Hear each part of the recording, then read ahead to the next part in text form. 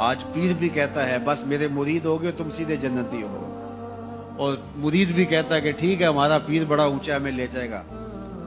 اللہ اکبر، حضور سے بڑا پیر کوئی نہیں، صحابہ سے بڑا مرید کوئی نہیں۔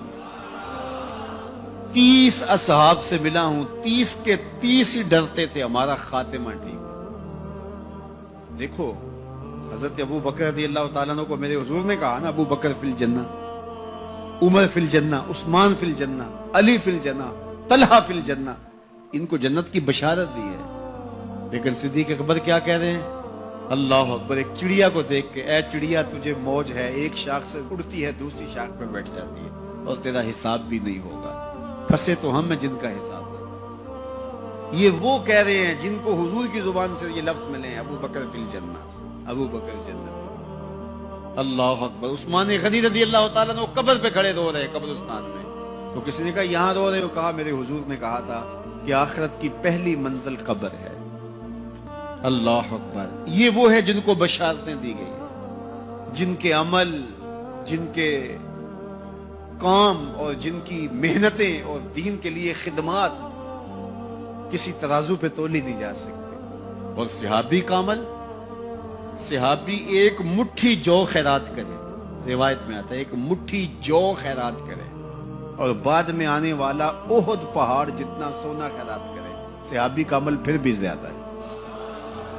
15 کلومیٹر پہ پھیلا ہوا پہاڑ، اتنا سونا کسی کے پاس ہوگا ہی نہیں، حکومتوں کے پاس نہیں، لیکن فرض کرو کسی کے پاس ہو، پھر اتنا جگرا بھی ہو کہ وہ خیرات بھی کرتے، لیکن اس کا اجر پھر بھی صحابی کے مٹھی بھر جو خیرات کرنے کے عمل کو نہیں پہنچ سکتے۔ اور ابو بکر وہ ہیں جنہوں نے مٹھی جو خیرات نہیں کیے، سارا گھر خیرات کر دیا، کتنا اجر ہے۔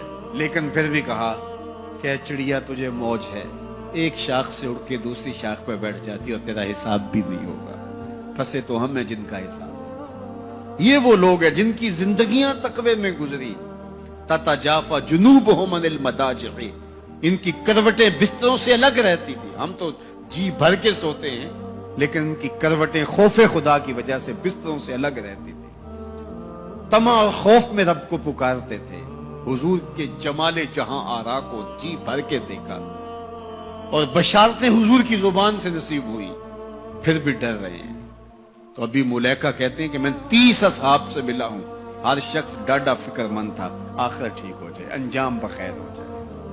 تو یہ واقعی بڑی مشکل منزل ہے، منزل کو پہنچے لوگ برباد ہو جاتے ہیں۔ بلعام بن باورا کی مثال ہمارے پاس نہیں ہے، تھا مستجاب الدعوات ولی، لیکن لڑک کے کہاں جا پہنچا، زبان کی لغزش نے اس کو کہاں تک پہنچا دیا، پھر زبان لٹک گئی اور کتے کی طرح مٹی چاٹتا تھا، اور قرآن نے کہا مثلہ کمثل الکلب، اس کی مثال کتے کی مثال ہے۔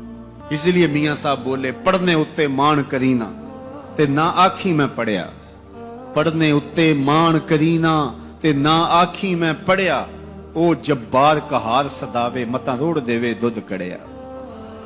جب تک یہ یقین نہ ہو کہ میرا انجام کیا ہے، دھڑکا لگا رہے، ڈر لگا رہے، یہ مومن کی زندگی ہے۔